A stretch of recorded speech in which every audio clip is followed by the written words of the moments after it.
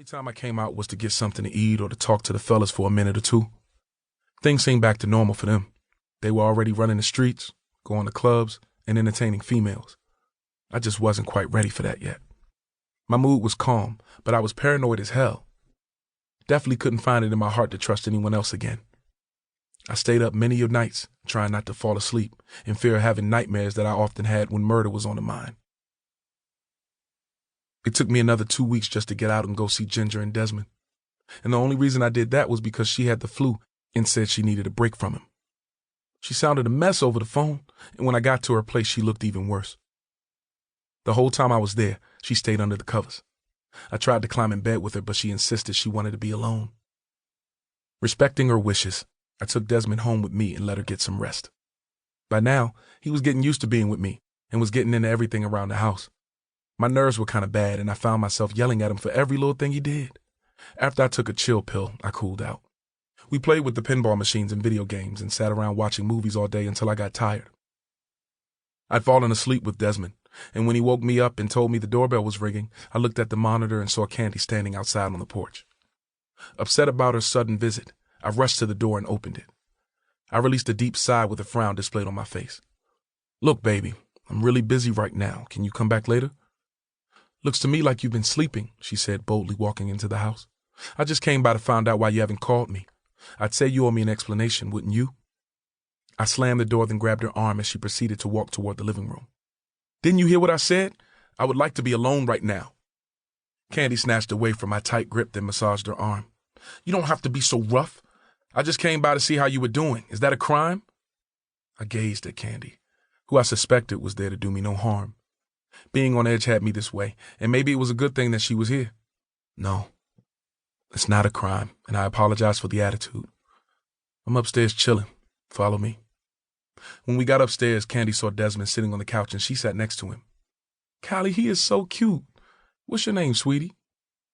"Desmond Jermaine Abrams," he said, looking at her and kicking his feet against the couch.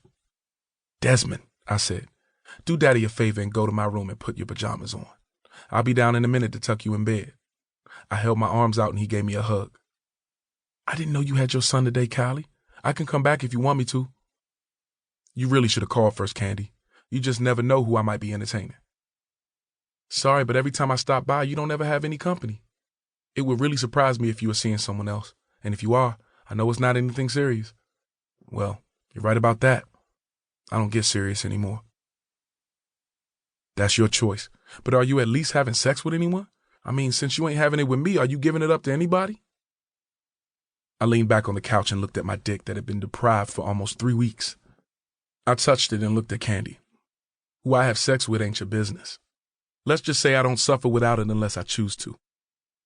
I wanted to fuck Candy, no doubt, but there was something about her that sent off bad vibes. Then again, maybe it was just me. There were very few people who I trusted, and it was imperative for me to watch my back. In order for me to calm down my dick, I excused myself from our conversation, then went downstairs to check on Desmond. If my dick was still hard when I returned, then maybe it was time for me to handle the ongoing urge I had of being inside of Candy. Desmond was sitting up in bed, flipping through the channels with the remote. "What you doing?" I asked, then sat on the bed. "Trying to find something to watch." He rubbed his eyes. "But I'm getting sleepy now." He laid the remote down, then yawned. I kissed him on the forehead, turned down the lights, and then went back upstairs to finish my business with Candy. She looked bored as she remained on the couch with her legs crossed, displaying a fake smile. "Would you like something to drink?" I asked, and then walked over to the kitchen to get myself a beer out of the fridge. She turned around on the couch. "Yes, I'll have whatever you're having. If it's a beer, I'll take a light one, please." I got Candy a Bud Light, then handed it to her.